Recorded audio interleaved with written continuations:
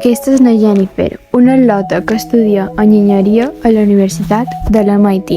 I aquest és en Eustaqui, un alumne de la seva mateixa classe. I avui tots dos faran l'examen d'adquisició a la NASA. Bones, aquí teniu la prova. Teniu una hora per acabar-la.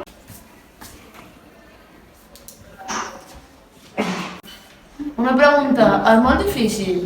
Eustaqui, tu tranquil, que segur que aprovaràs. En canvi, tu, Jennifer, tu segur que suspens. Les dones no poden arribar a ser científiques. Això no m'impedirà ser científica.